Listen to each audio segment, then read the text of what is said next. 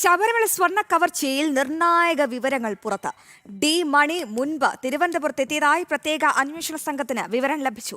ശ്രീ പത്മനാഭസ്വാമി ക്ഷേത്രം സന്ദർശിച്ചെന്നും സൂചന. പണക്കൈമാറ്റം നടന്നത് സ്ഥിരീകരിക്കാനായിട്ടില്ല. മണിയുടെ പേരിൽ ഒരു നമ്പർ പോലും ഇല്ലാത്തതും ദുരൂഹതയാണ്. അതേസമയം ഡി മണിയെ ദിണ്ടികളിൽ വെച്ച് വീണ്ടും ചോദ്യം ചെയ്യാനാകില്ല എന്നാണ് നിലപാട്. തമിഴ്നാട് പോലീസിനെ വിശ്വാസമില്ലാത്തതിനാലാണ് കേസ് അന്വേഷിക്കുന്ന സംഘം ഇത്തരമൊരു നിലപാടിലേക്ക് നീങ്ങുന്നത്. വിവരങ്ങളുമായി പ്രശാന്ത് ശങ്കരമംഗലത്ത് ചേരുന്നുണ്ട്. പ്രശാന്ത് അടക്കമുള്ള തലസ്ഥാനത്തെ റിപ്പോർട്ടർമാർ പുറത്തുവിട്ട വിവരമായിരുന്നു. ശബരിമല സ്വർണ്ണ കവർച്ച മാത്രമല്ല, പത്മനാഭസ്വാമി ക്ഷേത്രം അടക്കമുള്ള ക്ഷേത്രങ്ങളും ഈ ഡി മണിയുടെ നേതൃത്വത്തിലുള്ള സംഘം ലക്ഷ്യം വെച്ചിരുന്നുവെന്ന്. എന്തായാലും അന്വേഷണ സംഘവും ഇപ്പോൾ അത്തരത്തിലൊരു നിഗമനത്തിലെത്തുകയാണ്. എന്താണ് ഇതിൽ നിന്നും ലഭിക്കുന്ന ഏറ്റവും പുതിയ വിവരം, പ്രശാന്ത്?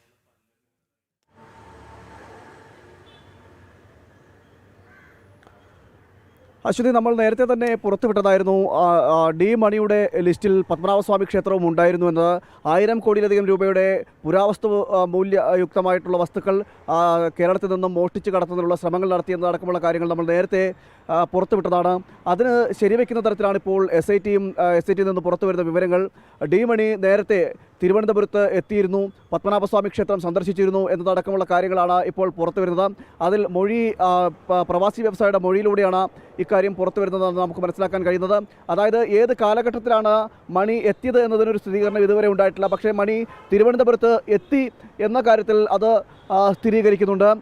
ഇനി ആരെയൊക്കെ കണ്ടു എന്നതടക്കമുള്ളതാണ് ഇനി അറിയേണ്ടത്. കൂടിക്കാഴ്ചകൾ എവിടെയൊക്കെ നടന്നു എന്നതടക്കമുള്ള കാര്യങ്ങൾ അറിയേണ്ടിയിരിക്കുന്നു. അതോടൊപ്പം തന്നെ പത്മനാഭസ്വാമി ക്ഷേത്രവും സന്ദർശിച്ചു എന്നതൊരു വലിയ ഗൗരവകരമായിട്ടുള്ള കാര്യം കൂടിയാണ്. നമുക്കറിയാം, പത്മനാഭസ്വാമി ക്ഷേത്രത്തിൽ നിന്നും സ്വർണ്ണങ്ങൾ കടത്തുന്നതിനോ അല്ലെങ്കിൽ അവിടെ നിന്നും മോഷണം നടത്തുന്നതിനുള്ള പദ്ധതി ഇട്ടിരുന്നു എന്നൊരു വിവരം നേരത്തെ തന്നെ ഉണ്ടായിരുന്നു. എന്തായാലും ആ കാര്യത്തിൽ കൂടി ഇനി അന്വേഷണം നടക്കേണ്ടിയിരിക്കുന്നു. ഡി മണിയെ സംബന്ധിച്ച് കൂടുതൽ വിവരങ്ങളാണ് ഇപ്പോൾ പുറത്തു വന്നുകൊണ്ടിരിക്കുന്നത്.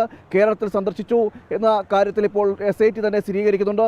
കൂടുതൽ ചോദ്യം ചെയ്യാൻ നടപടികളിലേക്ക് ഇനി അന്വേഷണ സംഘത്തിന് കടക്കണം. അപ്പോൾ അതിന് ഇനി തമിഴ്നാട്ടിൽ വെച്ചുകൊണ്ട് തന്നെ ചോദ്യം ചെയ്യുന്നത് സാധ്യമല്ല എന്നാണ് ഈ എസ് ഐ ടിയുടെ നിലപാട്. കാരണം തമിഴ്നാട് പോലീസിന് വിശ്വാസമില്ല. അതോടൊപ്പം തന്നെ മറ്റ് ചില സാങ്കേതികമായിട്ടുള്ള പ്രശ്നങ്ങളും തമിഴ്നാട് വെച്ചുകൊണ്ട് തന്നെ ചോദ്യം ചെയ്താൽ ഉണ്ടാകും.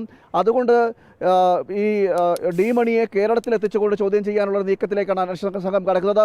ഉടൻ തന്നെ കസ്റ്റഡിയിലെടുക്കും എന്ന് വേണം നമുക്ക് മനസ്സിലാക്കേണ്ടിയിരിക്കുന്നത്. കസ്റ്റഡിയിലെടുത്തുകൊണ്ട് തന്നെ അന്വേഷണത്തിലേക്ക് കടക്കുവാനുള്ള സാധ്യതയും ഉടൻ തന്നെ ഉണ്ടാകും എന്നാണ് അറിയാൻ കഴിയുന്നത്. എന്തായാലും ഡി മണിയെ സംബന്ധിച്ചിടത്തോളം തലസ്ഥാനത്തെത്തിയ സ്ഥിതിക്ക്, കേരളത്തിൽ കാലുകുത്തിയ സ്ഥിതിക്ക് ഈ ഡി മണി ശബരിമലയിലേക്ക് എത്തിയിരിക്കാനുള്ള സാധ്യതയും വളരെ വലുതല്ലേ?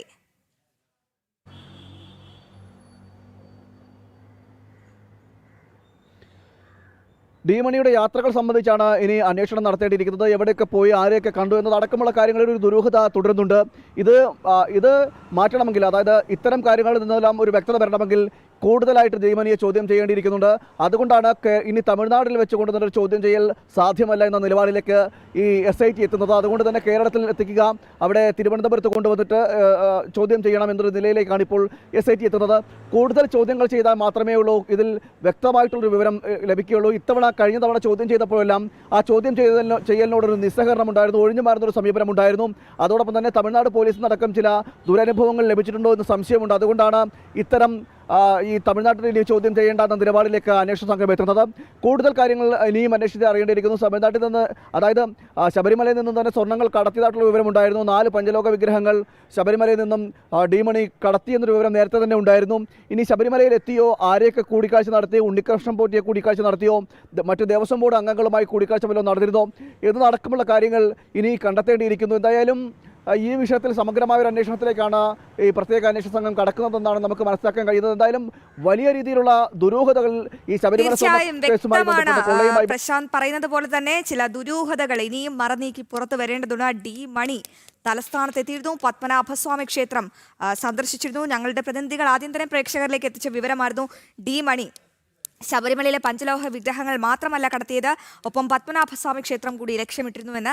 എന്തായാലും ഇദ്ദേഹത്തിന്റെ യാത്രയെ പറ്റിയുള്ള വിവരങ്ങൾ അന്വേഷണ സംഘം തേടുകയാണ്. പക്ഷേ തമിഴ്നാട് പോലീസിന്റെ ഒരു സംരക്ഷണ കവചം ഈ ഡി മണിക്ക് ഉണ്ടെന്നാണ് കേരളത്തിലെ അന്വേഷണ സംഘം SIT പറയുന്നത്. എന്തായാലും ഇദ്ദേഹം, ഈ ഡി മണി, ഇനി ശബരിമലയിൽ എത്തിയിരുന്നു എന്നാണ് നമുക്ക് അറിയേണ്ട ഏറ്റവും പ്രധാനപ്പെട്ട വിവരം. ഇനി